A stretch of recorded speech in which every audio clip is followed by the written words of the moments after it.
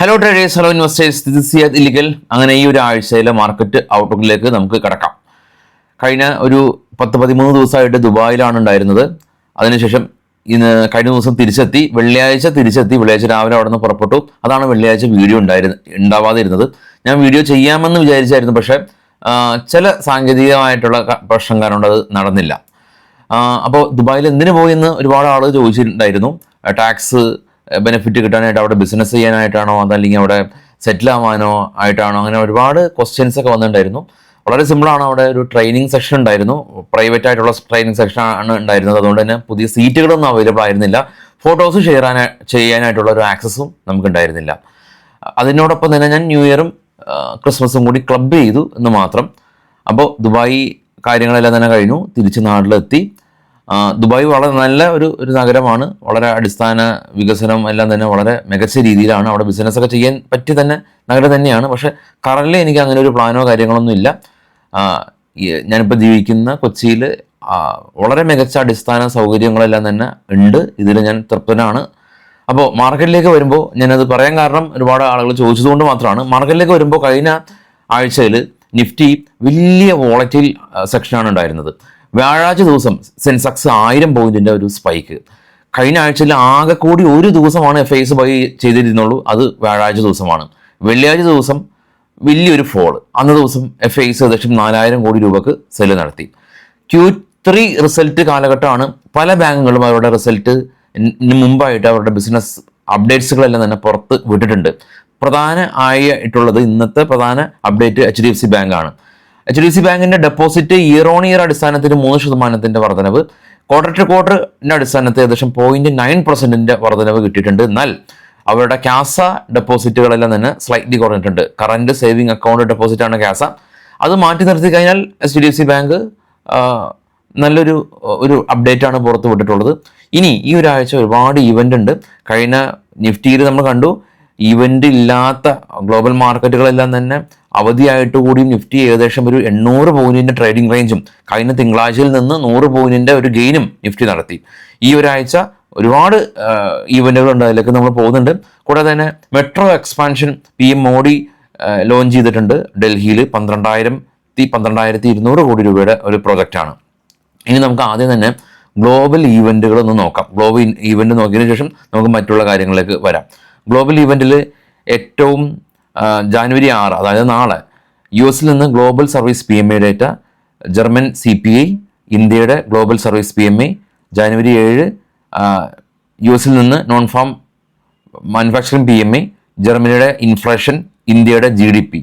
January 8 ADP non farm payroll data, US നിന്ന് crude oil inventories. January 9 federal open കമ്മിറ്റിയുടെ minutes of meeting, initial jobless claim. ചൈനയിൽ നിന്ന് inflation ഉണ്ട് അന്നേ ദിവസം. ജാനുവരി 10 US നിന്ന് ആവറേജ് അവർലി ഏണിങ്സ് ഉണ്ട്. കൂടാതെ തന്നെ ഇന്ത്യയിൽ നിന്ന് ഇൻഡസ്ട്രിയൽ പ്രൊഡക്ഷൻ ഉണ്ട്. ഇതാണ് ഉള്ള ഗ്ലോബൽ ഈവൻറ്റുകൾ. ഗ്ലോബൽ ഈവൻറ്റുകളുടെ പ്രാധാന്യം നമ്മൾ അറിഞ്ഞു തന്നെ ഇരിക്കണം. ഇനി മറ്റുള്ള ഈവൻ്റ് ഉള്ളത് ഗ്ലോബലി ഇത് മാറ്റി നിർത്തിയാൽ ചൈനയിൽ നിന്ന് പുതിയ വൈറസ് ഔട്ട് ബ്രേക്ക് ഉണ്ടായിട്ടുണ്ട്.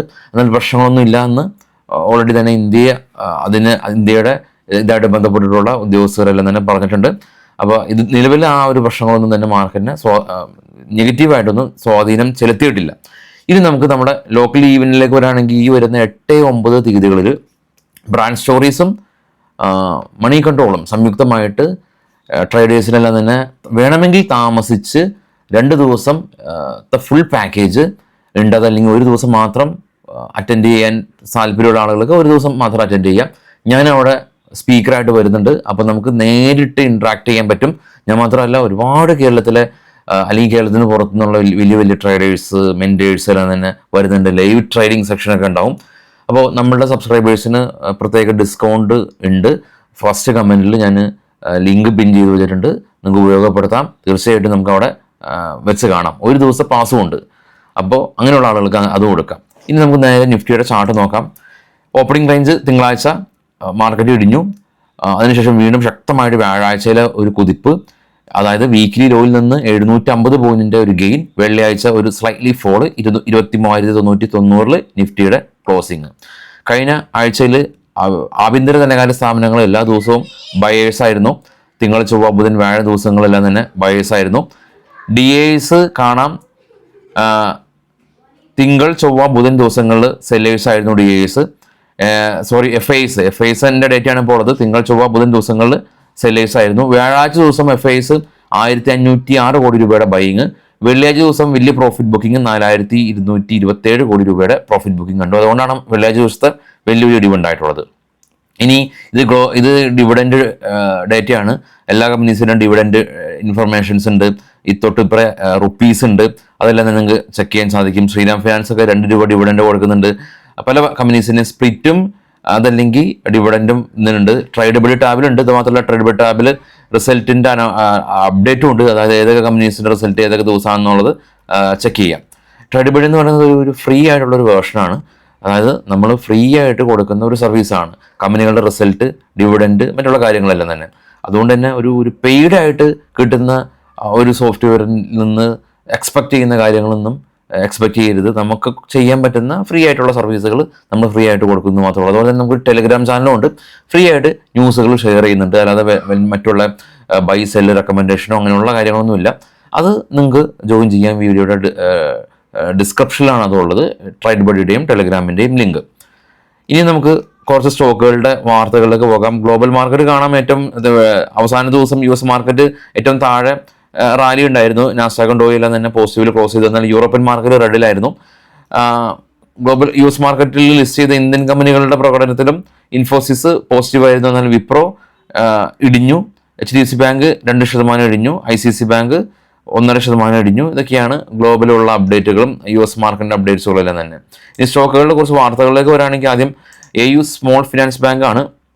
റിസർവ് ബാങ്ക് HDFC ബാങ്കിന് AU സ്മോൾ ഫിനാൻസ് ബാങ്കിൻ്റെ 10% സ്റ്റേക്ക് അക്യൂർ ചെയ്യാനായിട്ടുള്ള ഒരു അപ്രൂവൽ കൊടുത്തു.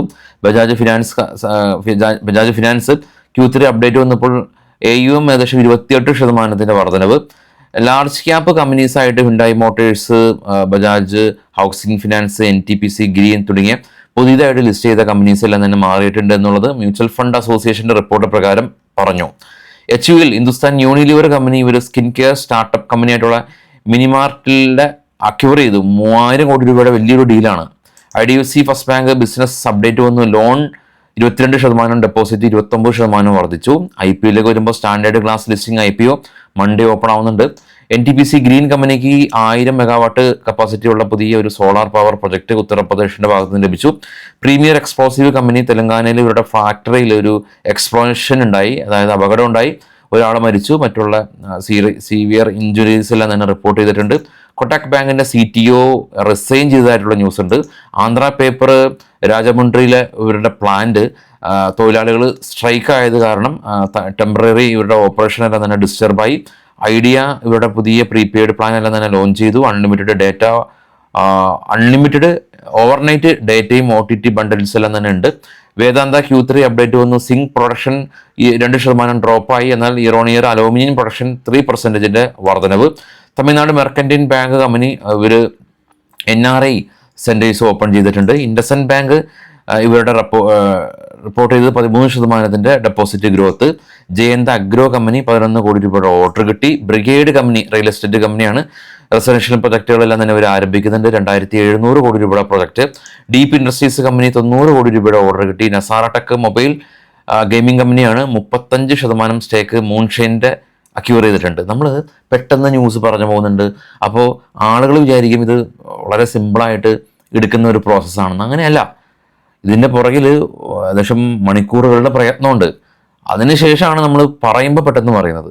എൻ്റെ പോയിന്റ് ഇത്രേ ഉള്ളൂ. ഒരു ദിവസം നമ്മൾ സ്പെൻഡ് ചെയ്ത മണിക്കൂറുകളുടെ പ്രയത്നം ഒരു ദിവസം മാത്രം നിലനിൽക്കുന്ന ഒരു ന്യൂസാണ്. നാളെ അതിന് പ്രസക്തിയില്ല. അതുകൊണ്ട് തന്നെ നിങ്ങൾ നിങ്ങളുടെ എല്ലാ ട്രേഡേഴ്സ് സുഹൃത്തുക്കൾക്കും ട്രേഡ് ചെയ്യാത്ത ആളുകൾക്കും കൊടുക്കുക. കാരണം ട്രേഡ് ചെയ്യാത്ത ആളുകൾക്ക് ഉപകാരം ഉണ്ടാവും. കാരണം നമ്മൾ ഡിസ്കസ് ചെയ്യുന്നത് ഗ്ലോബൽ, ലോക്കൽ, ഫിനാൻഷ്യൽ ആയിട്ടുള്ള കാര്യങ്ങളാണല്ലോ. അപ്പോൾ ഇതിനെക്കുറിച്ചുള്ള അവയർനെസ് ഉണ്ടാകുക എന്നുള്ളത് നിങ്ങൾ ട്രേഡ് ചെയ്താലും ട്രേഡ് ചെയ്തില്ലെങ്കിലും ഇന്നത്തെ ദിവസം പൊസിഷൻ എടുത്താലും എടുത്തില്ലെങ്കിലും അത് കിട്ടുക എന്നുള്ളതാണ് ഇതിൻ്റെ ഒരു പ്രധാനപ്പെട്ടുള്ളൊരു ഘടകം. എനിവേ നാളെ രാവിലെ എത്താം. ഇനി മുതൽ ന്യൂസുകൾക്കൊന്നും ഉണ്ടാവാതിരിക്കട്ടെ.